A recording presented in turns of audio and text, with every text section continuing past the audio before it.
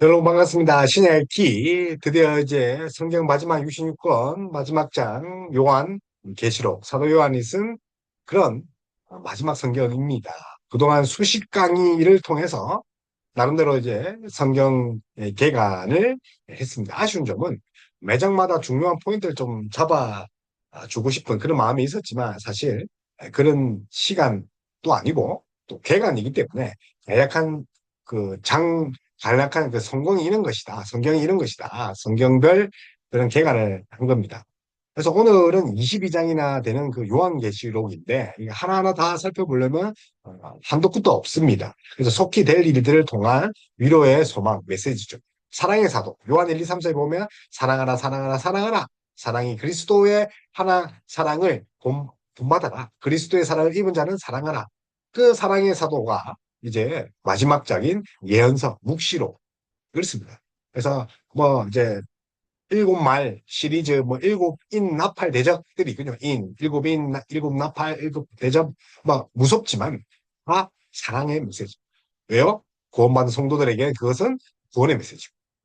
그리고 하나님을 대적하고 예수 그리스도를 대적하고 그 성도를 핍박하는 자는 누구를 핍박하는 겁니까? 예수님을 핍박하는 자들에게는 인나팔 대접. 네, 심판의 대상들. 그래서 참고 이기고 인내해라. 이게 메시지입니다. 그래서 뭐 이단들은 그것들을 뭐 종말론적으로 이용해서 사람들을 혼미하게 만들지만 그렇지 않다는 거죠.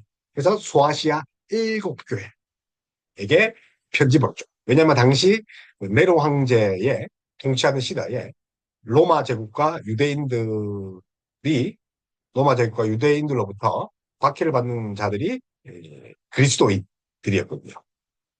그래서 황제 숭배를 강요받고 황제 숭배를 하지 않으면 황제에게 또 반역을 했대서 목숨까지 내놓은 그런 상황입니다. 과연 오늘 요한계시록을 마지막을 통해서 또 우리에게 어떤 메시지를 줄지 한번 보겠습니다. 저는 이제 총회교육원에서 그 바이블 키라는 그런 과정들을 수료하고 그 자료를 이용해서 여러분과 함께 나누고 있습니다. 그리고 그 총회교육원 그 생명의 양식에서 썼던 바이블 키 성경대학의 책을 참고하고 있습니다. 그래서 요한계시록 마지막인데 이 터키의 소아시아죠. 팔레스타인 고지역에 또 일곱 교회를 위로하기 위해서 편지를 썼다. 그게 위로죠. 그래서 계시록은 주로 요한 당시에 반드시 속히 일어날 일들을 그런 겁니다. 그래서 이상적, 뭐 미래적, 뭐 교회 세상, 역사적 해석보다 그 어떻게 봐야 되냐면 속히 일어날 일들인데 1장에서 19장까지는요. 이미 성취된 건들을 이야기합니다. 그리고 20장에서 22장, 나머지 3장들은 지금 성취되고 있습니다. 19장까지는 과거에 그 요한 당시 과거에 성취한 것들을 기록했다면 20장부터는 지금 성취되고 있다. 그리고 예수님의 재림으로 완성될 미래의 사건. 그래서 이것을 부분적 과거론입니다. 부분적 과거. 그래서 신약 성경의 유일한 예언서죠. 그래서 사도 요한이 반모성 또 혹은 에베소에서 또 AD 95년, 96년 엄청나게 지났죠. 그 시점에 작성을 하지 않았냐. 그래서 구약의 계시 문학들 있죠. 그래서 포로기 전후에 또 그런 흥행했던 계시 문학들. 그러니까 이제 포로 생활이 힘들잖아요. 목숨도 파리 목숨도. 그래서 이제 예언 계시가 이제 하나님이 성령을 주신 거죠. 왜냐하면 성경을 읽을 수도 없고 예배도 드릴 수 없으니 하나님의 직통적인 그런 계시를 준 거죠. 근데 지금은 성경이 또 말씀들이 또 설교들이 넘쳐나죠. 문제는 거짓 교사, 거짓 설교들이 많다는 거. 그래서 지금 또 뭐 계시가 일어난다. 뭐 그런 말을 하는 자들이 있는데 지금은 성경 66권이 우리에게 계시로 다 주어졌습니다. 그래서 성경만으로 충분하다. 그래서 그 포로기 후기에 이런 묵시 문학들이 이렇게 흥행을 했어요. 그런데 이제 과거가 아니라 지금 어떤 구약이 아니라 지금 어디에요? 신약이죠. 근데 이 신약도, 자, 보십시오. 자기가 그냥 막 환상을 보고 쓴 것이 아니라 말씀에 기초합니다. 대부분들이 하나님이 성령으로 감동으로 쓴 거기 때문에 다니엘, 이사야, 예레미야, 에스겔에 했던 그런 상징적인 그런 환상들 그대로 차용합니다. 그래서 구약의 계시 문학을 그리스도 중심적으로 또 통일하고 체계한 거죠. 그래서 이사야가 예언했던, 예레미야가 에스겔이, 다니엘이 예언했던 것들이 모두 그리스도 중심적으로 하나로 통일한 그런 업적을 남긴 책이 요한계시록. 그래서 삼위의 신간을 앞세우고 구약의 메시지관을 종말론적이며 또 우주적으로 완성하고 그 또 대역인 또 마귀를 대역자 대역인 마귀를 소멸하고 소탕하고 지탕하여 종말론을 완성합니다. 그래서 이미 뭐 살펴보겠지만 이겼다, 승리하였다, 과거일입니다. 이미 우리 예수 그리스도께서 죽음을 이기셨다, 승리하셨다. 근데 그 마귀의 잔재들, 악의 잔재들 때문에 우리가 배교할 수 있습니까? 그래서 여러 상징적인 비유들이 있는데 해석을 전체 성경을 통합적으로 이렇게 해야 됩니다. 통전적 해석을 해야 됩니다. 근데 뭐 상징적으로 뭐 666을 뭐 상징적으로 해석하거나 또 문자적으로 또 해석하거나 또 심리학적으로 해석하거나 그렇게 하면 안 되죠. 또 너무 또 영적으로 교훈만 찾고 있으면 또 그것이 영지주의 또 이단으로 빠지고 또 과거적 해석법으로 하게 되면 지금 현재를 살아가는 우리에게 또 다른 영향을 줄 수가 없고 또 역사적 사건으로도 치부해버리고 역사의 측면으로만 보면 또 우리에게 다가오는 게 있는 거죠. 그래서 종말에 관한 예언으로 보는 미래적 해석을 취해야 되겠지만 결국은 무슨 말입니까? 예수 그리스도 중심적으로 봐야 된다. 그래서 미래, 뭐 이상, 교회 세상, 뭐 역사적, 뭐 그래도 좋아요. 좋지만 결국은 이것이 우리에게 희망 그리고 박해당하는 이 시대에 그리스도의 복음들이 박해당하는 이 시대에 정말 우리의 위로가 되는 그렇게 봐야 돼. 그런 차원에서 속히 될 일들입니다. 위로의 소망. 근데 어떤 자들에게는 위로의 소망이 아니라 심판이요 재앙이죠. 예수님을 박해하고 예수님을 믿지 않는 자. 그래서 큰왕이신 예수님, 큰왕. 그래서 죽임당한 어린 양, 사자 또뭐 그렇게 묘사할 수도 있는데 세상의 왕은 우리를 군림하고 우리를 빼앗고 우리를 통제하지만 하나님 나라의 왕은 죽임당하신 어린 양, 우리를 위해 죽으시러 오셨습니다. 우리에게 군림하기 위해서가 아니라 그래서 예수 그리스도의 과거의 십자가 위에 그런 위에서의 사역, 죽으심, 또 부활 이런 것들이 죽임당한 어린 양이라는 표현입니다. 그래서 계시록 안에 역사적인 예수님에 대한 언급과 또 상징은 주로 그분의 죽음과 부활과 승기에 초점을 맞춰 있죠. 그래서 사건의 단회성과 또 결정적인 의미를 강조하는 과거형으로 표현되어 있습니다. 앞에서 말한 것 같이 결정적으로 영단번 이기셨다. 승리하였다는 거죠. 그러면 이 땅에 그 사단의 세력은 다 잔재, 찌끄레기죠. 찌끄레기. 무서워할 필요가 없다. 왜? 하나님이 예수 그리스도를 통해 다 심판하셨다. 그래서 십자가와 부활로 결정적으로 이루신 그 예수님의 영단번 구속 사역. 그리고 이제 큰왕이신 예수님 또 역사적 서원을 보면 또 나는 너희의 행위를 안다 이렇게 되었죠. 오이다타 엘가수, 오이다타 엘가수. 수가 너, 유란 뜻이고 너, 오이다타 엘가수. 나는 너희 행위들을 안다. 행위를 행위들을입니다.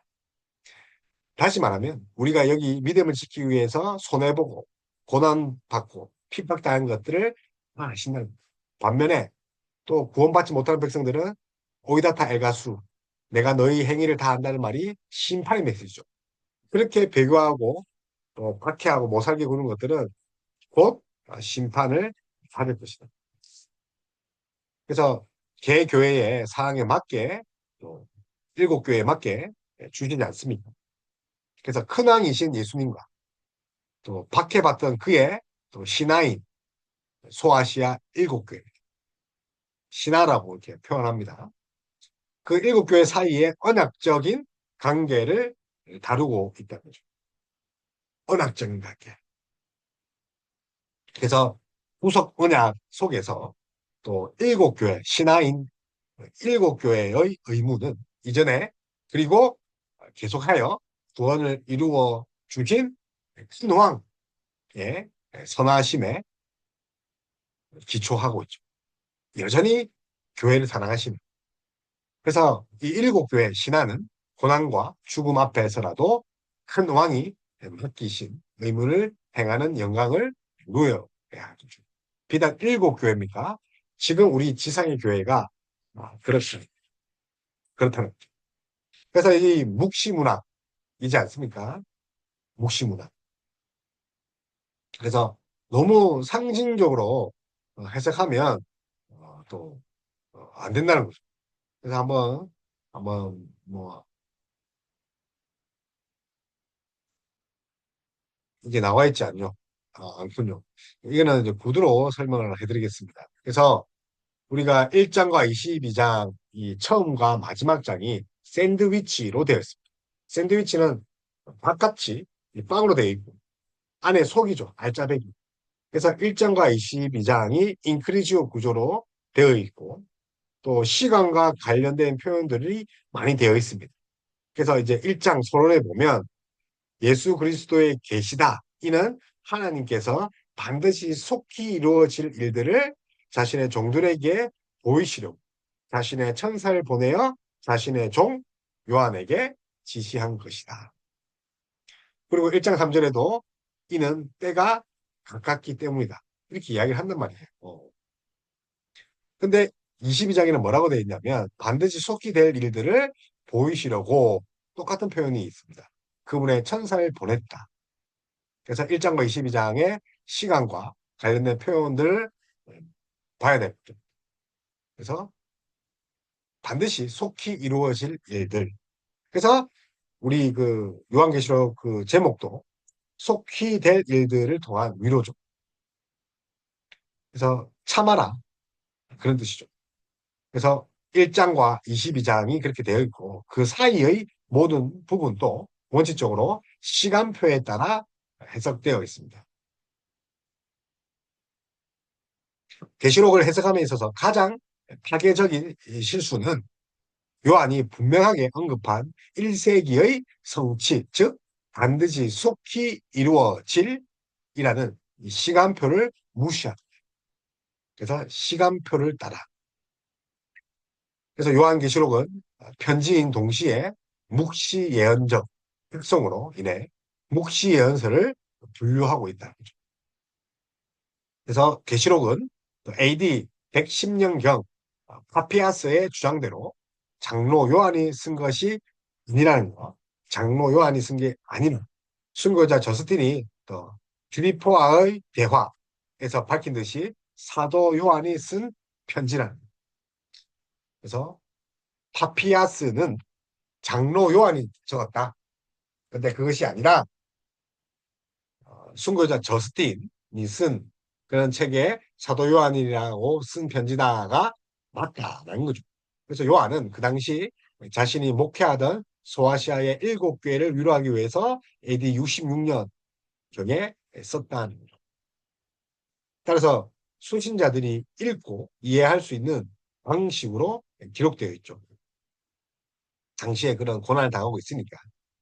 그럼에도 불구하고 상징적 표현 때문에 현대 독자들이 좀 이해하기 어려운 부분이 있죠. 대부분 구약에서 빌려온 그런 상징들, 이사야, 에스겔, 다니엘, 예레미야. 따라서 구약 이제 간 본문은 계시록의 상징은 물론이거니와 전반적인 내러티브를 이해하는데 매우 중요한 역할을 하고 있다. 구약 사이세의 구약을 인용한 것들, 차용한 것들. 그래서 음녀 바벨론으로 묘사된 불신 유대인과 로마 제국을 심판하실 것을 7시리즈로 그렇게 상징적인 비유를 합니다. 인나팔 대조. 그래서 인 시리즈, 나팔 시리즈, 대접 시리즈. 그러므로 주님의 최종 재림 때에 있을 최후의 심판과 또 신천신지만 미래로 보고 나머지는 요한 당시에 대부분 이루어질 것으로 보아야 합니다. 그래서 1장에서 19장이 이미 이루어지고 성취된 일, 이것을 부분적 각오론이라고 합니다. 그래서 전체 우리 PPT 보시면 언약 요소, 언약적 구조, 그래서 구약시대의 큰 왕과 숙국의 왕이 맺었던 종주권, 언약과 또 유사하다는 구조가 그렇다는 거예요. 구조가 언약적 구조. 그러니까 왕과 종주국이죠. 그래서 큰 왕이신 예수님과 또 박해받던 또 신하로 또 묘사되는 일곱 교회. 그래서 큰 왕이신 예수님의 과거 사역이 있다면 큰 왕이신 예수님의 현재 사역도 함께 있다. 그래서 현재라는 말은 예수님의 승천에서부터 계시록을 기록하던 사도 요한 당시를 의미합니다. 그러니까 현재 자기가 기록하고 있는 그 시점. 그래서 현재 사역들. 그래서 예수님이 과거에 흘린 보혈은 현재에도 우리에게 여전히 유효하다. 그래서 현재 그리스도는 우주의 승기한 왕, 또 왕들의 왕, 킹 오브 킹. 예수님이 과거에 흘린 보혈은 현재에도 유효하다는 거죠. 그래서 지금 예수님은 교회 안에 거하시고 무엇보다도 예수님의 현재 지금 여전히 말씀하고 있다. 그래서 앞에서는 이겼던 과거 이야기면 지금은 이기고 있는 자. 그래서 지금 주님은 왕, 제사장, 선지자로 계속 이기고 있는 자입니다. 이기고 있는 자. 현재 시대를 이용하죠.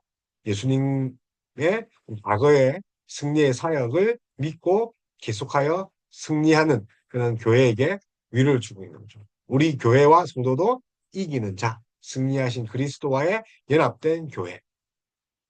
그리고 이제 지향적으로 봤을 때는 미래 사역, 또 예수님이 행하실 미래의 일들, 대체로 계시록이 기록된 직후에 일어날 가까운 미래입니다. 그래서 물론 먼 미래에 일어날 세상의 종말과 신천신지도 또 계시록에 나타나지만 먼 미래의 일은 새 창조의 완성인데 예수님이 하나님 나라를 완성하실 그런 재림과 관련된 일들이는 거죠. 재창조의 완성, 재림.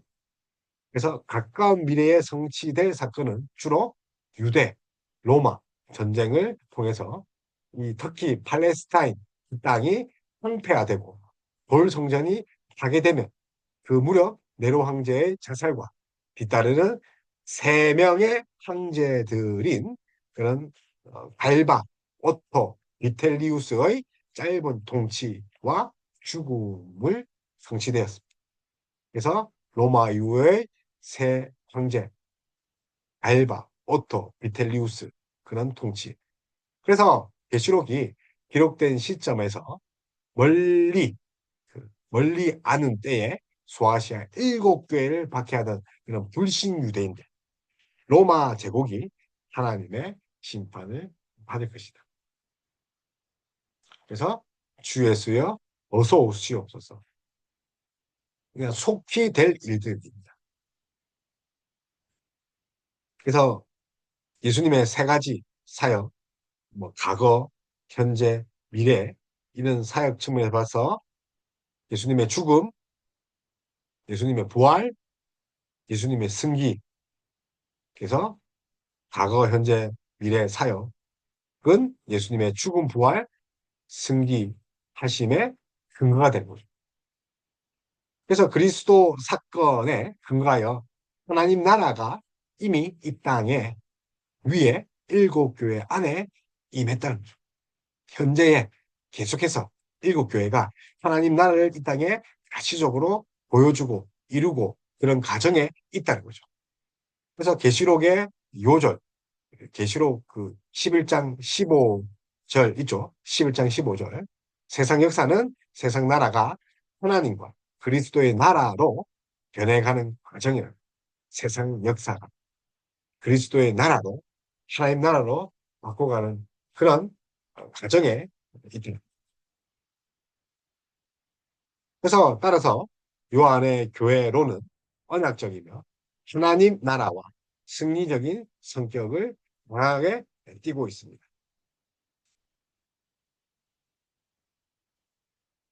그래서 이기는 자에게 주시는 약속, 복과 저주죠. 이기는 자. 끝까지 박해를 또 핍박을 참고 이기는 거죠. 그래서 이제 이사야 보면 남은 자 사상과 유사합니다. 그래서 불신실한 자에게 주는 경고, 또 증인을 세우죠. 성령이 교회에게 하시는 말씀을 들었죠. 그리고 일곱 교회의 상황에 맞게 주님께서 명령하시죠.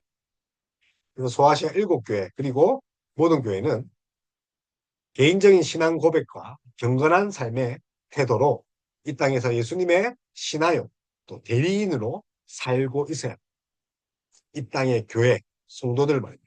대리인 신하다. 이게 언약적 구조죠. 그래서 교회는 예수님의 인격과 사역을 빼고는 이해할 수 없는 존재. 예수님의 인격과 사역 두 자로 하면 복음. 그래서 교회는 예수님의 복음을 빼고는 이해할 수 없는 존재. 그래서 사실 계시록의 신학은 기독론이며 요한의 기독론은 구원론이. 그래서 환원하면 하나님 나라가 하늘에서 이루어진 것처럼 일곱 교회, 소아시아 일곱 교회는 그리스도를 닮아가면서 구원을 계속 이루고 가야 되죠. 구원을 이루었지만 구원을 이루어가 하나님 나라를 이 땅에 이루어가야 할 사명이 있다는 거죠.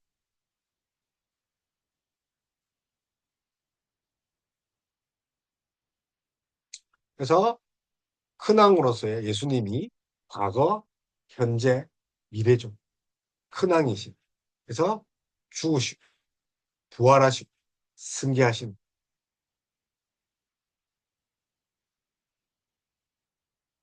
그래서 수신자가 소아시아 일곱 교회죠. 그래서 2장과 3장에는 일곱 교회가 등장. 일곱 교회, 2장과 3장. 그리고 6장과 8절, 8장에서는 일곱 인 재앙들이 있습니다. 먼저 이 처음에 선이죠. 그래서 예수 그리스도의 계시라 이는 하나님이 그에게 주사 반드시 속히 일어날 일들을 그 종들에게 보이시로 그의 천사를 그 종 요한에게 보내어 알게 하신지. 예수님의 계시 그리고 삼위 하나님의 은혜와 평강 축도죠, 축도. 그래서 계시록 1장 8절에 주 하나님이 이르시되 나는 알파와 오메가 이제도 있고 전에도 있고 장차 오실 자요 정능하신 자라 하시더라. 일곱 교회에 거하시는 그 인자 우리 3장까지 일곱 교회 이야기를 하지 않습니까? 그리고 보좌 위에 앉으신 성부와 성자 하나님의 통치. 그래서 성부 중심의 하늘 보좌, 성자 중심의 하늘 보좌.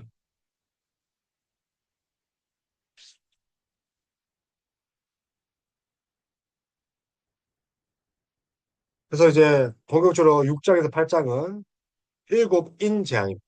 인, 일곱 인 재앙들. 6장에서 8장. 그래서 8장에서 마지막 일곱 인을 봉인하죠. 그 다음 이제 인이 나왔으니까 뭐 나옵니까? 나팔. 그래서 8장과 11장. 나팔이니까 편이죠. 그래서 일곱 나팔 심판. 그래서 여섯 나팔 심판, 요한이 두루마리를 먹는 환상, 증인의 순교와 승천, 또 일곱째 나팔. 그리고 중간에 이제 전투와 승리가 있습니다. 그래서 사탄의 삼위일체, 시온산 위에 14만 4천. 그리고 새 천사가 전한 말. 곡식과 포도 수확 한상, 하나님의 진노, 모세와 어린 양의 노래, 그리고 증거 장막, 일곱 대절,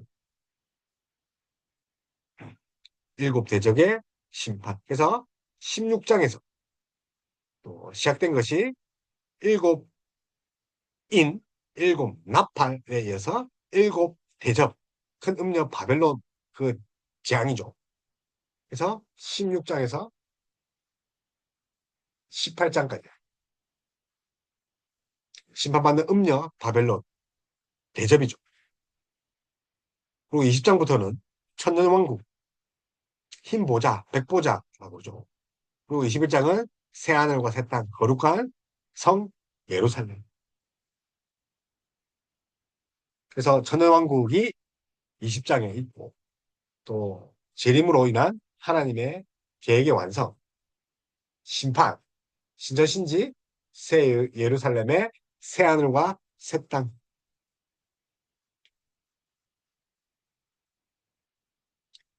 그래서 이제 1장에서는 인사와 한상 시작을 한다는 거죠. 인사와 한상. 그리고 2장, 3장에서는 일곱 교회에 보낸 편지죠. 2장, 3장. 소아시아 일곱 교회. 그래서 어, 오른손에 일곱 별을 붙잡고 일곱 금 촛대 사이를 거니신다. 오른손에 일곱 별을 붙잡고 일곱 금 촛대, 일곱 별과 일곱 금 촛대 소아시의 일곱 교회죠. 그래서 칭찬을 하는 거죠. 내 수고와 인내를 안다. 약한 자를 용납지 않고 또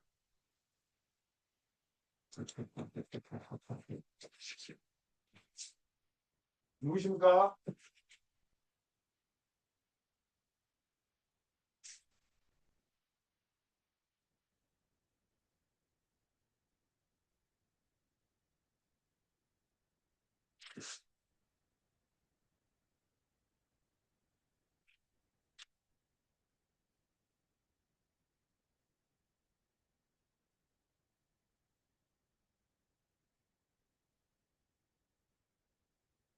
그래서 이제 보시면 또 약한 자를 용납하지 않으시고 그런 부분들이 있습니다. 약한 자를. 그리고 자칭 사도의 거짓 그런 어, 거짓에 드러내시고 또 참고 또 인내하고 견디고 또 게으르지 아니한 또 책망도 하시죠. 너의 처음 사랑을 버렸던 강구의 말씀도 하시고 어디서 떨어졌는지를 생각하고 회개하여 처음 행위를 가지라. 그래서 악한 자를 용납하지 않으시고 아는 교회 뭐 이렇게 칭찬도 합니다. 그래서 일곱 교회 뭐 서머나 교회, 버가모, 또 두아디라, 사데, 또 빌라델피아 그리고 로디게 그런 교회가 있지 않습니까? 그래서 2장, 3장은 일곱 교회. 사실은 뭐 하나하나 뭐 하면 좋겠지만 뭐 방금 들었던 그 에베소 교회 같은 경우는 칭찬이 오른손에 일곱 별 붙잡고 일곱 촛대 사이에 지니는 그런 예수님의 모습에 그런 데 있어서 에베소 교회가 악한 자를 용납하고 또 내 수고와 인내를 안다고 하시고 뭐 그렇게 책망을 한 게 또 처음 사랑을 버렸다 이렇게 책망하지 않아요. 그리고 서머나 같은 경우는 예수님이 일곱 교회 뭐 일곱 금축대 뭐 사이를 거느리시고 일곱 배를 붙잡고 뭐 그게 아니라 처음이요 나중이요 죽었다가 살아계신 이게 선문안. 그래서 가난하나 부요한 교회입니다. 칭찬은 내 한량과 궁핍을 알거니와 실상은 네가 부요한 자니. 근데 가난한데 부요하대요. 자칭 유대인이라 하는 자들의 비방도 알거니와 실상은 유대인이 아니요 사탄에 해당이라. 유일하게 책망이 없는 것이 서머나 서머. 그래서 어머나 어머나 이렇게 외웠어요. 책망이 없어서.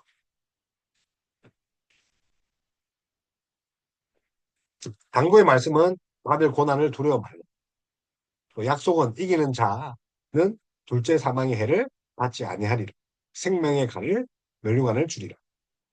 도가모, 우상 숭배한 교회죠. 도가모. 그래서 발람과 니골라당의 교훈을 쫓아 우상을 섬기는 이들이라고 칭찬을 받습니다. 칭찬은요. 내 충성된 증인 안디바가 사탄이 사는 곳에서 죽임을 당할 때에도 나를 믿는 믿음 저버리지 않았다. 배교를 하지 않았다. 근데 우상의 숭배. 두아디라, 두아디라. 두아디아 교회 같은 경우는 악한 여선지자 이세벨의 교회. 이게 특징인데 사랑, 믿음, 섬김, 인내 네 나중 행위가 처음보다 많도다. 칭찬받았죠. 책망은 자칭 선지자 이사벨을 용납하죠. 사대는요. 살았다는 이름을 가졌으나 죽은 교회. 그래서 행위에 온전한 것을 찾지 못하고. 그래서 옷을 더럽히지 아니한 자 몇 명이 있어 흰 옷을 입고 주와 함께 다닌다. 영적인 순결. 빌라델피아는 연약하지만 충성스러운 교회. 라우디아는요 부요하나 가난한 교회. 어디게 칭찬이 없죠. 책만 있죠. 차지도 아니하고 뜨겁지도 아니하니. 그래서 내가 토하내리라. 라우디게 부요하나 가난한 교회. 라우디게 부요하나 가난한 교회. 그러나 가난하나 부유한 교회, 서머나 교회와 대조되죠. 대조되죠. 가난한 교회, 서머나 라오디게 부자 교회, 그러나 가난한 교회. 그래서 서머나는 책망이 없죠. 그래서 이제 천상의 보좌, 한상, 삼일체, 24장로, 내생물 대해서 이제 이야기를 하는 거죠. 4장, 5장에 가시면 일곱 교회에 이어서 천상의 보좌가 이제 나타납니다. 그래서 보좌 위에 앉으신 하나님. 그리고 5장에서는 심판자 어린 양이죠. 임봉된 책, 또 사자와 어린 양에 대한 찬송. 그리고 6장에서는 이제 7인 심판, 7인 7인이죠. 7인 재앙. 그래서 첫째에는 흰 말 탄자, 둘째에는 붉은 말 탄자, 셋째에는 검은 말 탄자, 넷째에는 청황색 말 탄자, 다섯 번째는 하나님 말씀과 증거로 인해 죽임을 당한 영혼들이 재단 아래, 여섯 번째인 큰 지진이나 하늘의 별들이 무화과가 대풍에 열매 떨어지듯이 떨어지고, 그리고 7장에서는 14만 4천, 그래서 12지파 12,000 곱해서 12, 12 곱하는 거예요. 12, 12. 그래서 입맞은 자 14만 4천, 그리고 부족함을 받은 자의 찬미. 이게 다 상징적인 거죠.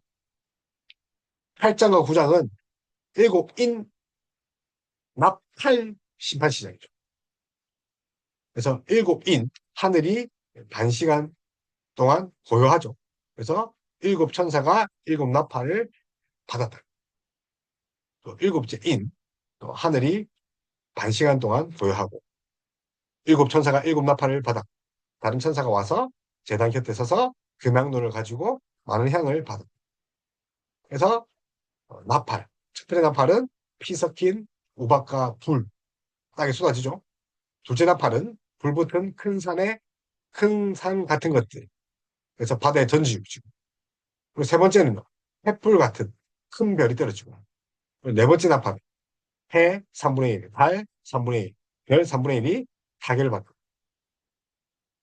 다섯 나팔은 땅에 떨어진 별 하나, 여섯 나팔은 불, 연기, 유황, 그리고 십장에 두루마리를 먹는 현상이 있죠. 천소가 작은 두루마리. 그래서 작은 책을 가진 일곱 천사. 11장은 성정 청량을 하는 거죠.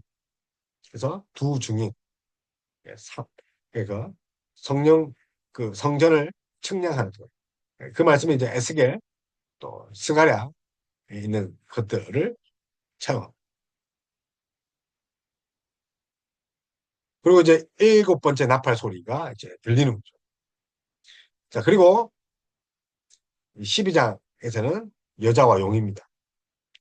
그래서 해를 옷 입은 한 여자, 발 아래에 달이 12별의 관을 쓰고 아이를 베어 해산하게 된다. 큰 붉은 용, 여자가 낳은 아들, 미가엘과 용의 전쟁, 어린 양의 피, 용의 피품, 13장의 사탄과 삼위일체. 그래서 첫 번째 짐승, 바다에서 올라오죠. 두 번째 짐승은요, 땅에서 올라오죠. 용, 바다 짐승, 땅 짐승, 14만 4천 노래를 부릅니다. 어린 양이 그 속에 속하는 것. 그리고 15장 모세와 어린 양의 노래, 일곱 천사가 일곱 재앙을 이제 가지는. 그래서 마지막 재앙이죠. 일곱 천사가 일곱 재앙을 가졌으니 마지막 재앙이라. 그래서 하나님의 심판에 대한 찬양. 그래서 모세의 노래, 하나님의 종 모세의 노래, 어린 양의 노래, 그리고 16장 일곱 접시 대접이죠. 접시의 심판. 그래서 땅에 쏟고 바다에 쏟고 강물 근원에 쏟아지고 해에 쏟고 짐승의 왕자에 쏟고 유브라데에 쏟고 공기 가운데 쏟고 17, 18장 바벨론 멸망에 대한 예언이죠. 큰 음녀, 모습과 정체.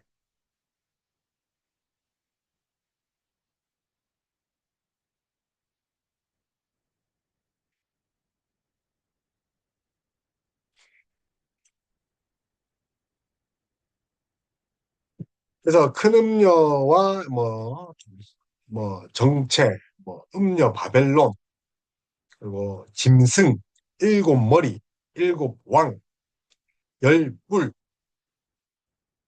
18장은 바벨론의 멸망이죠. 바벨론의 멸망. 그래서 19장에 어떻게 합니까? 멸망당했으니까 어린 양 혼인잔치, 백마탄 자, 그리고 할렐루야 찬송이 있습니다. 하나님을 찬송하는 하늘의 음성, 어린 양의 혼인잔치. 그리고 20장에 가면 천년왕국이죠. 사탄의 그 무정행에 공급되는 거죠. 사탄의 무정행. 그리고 천년왕국. 이마와 손에 표를 받지 않는 자들이 그리스도와 천년왕 노릇한다. 그리고 곡과 마곡의 전쟁, 아마겟돈이죠. 아마겟돈이죠. 천년이 참회, 사탄이 옥에 놓여 국가 마옥을 미혹하고 최후의 심판, 생명책이 펴지고 죽은 자들이 행위대로 심판합니다. 그리고 21장 새하늘과 새 땅, 요한계시록 21장 1절 또 내가 새하늘과 새 땅을 보니 처음 하늘과 처음 땅이 없어졌고 바다도 다시 있지 않더라. 그리고 새 예루살렘 22장에서는 생명강과 생명나무 마라나타, 그래서 천국을 모사하는 거죠. 에덴 동산의 회복, 이때까지 받은 모든 자에게 대한 결론을, 모든 계시에 대한 결론이죠. 이때까지 받은 모든 계시에. 그리고 마지막 주 예수의 은혜가 모든 자들에게 있을지어다.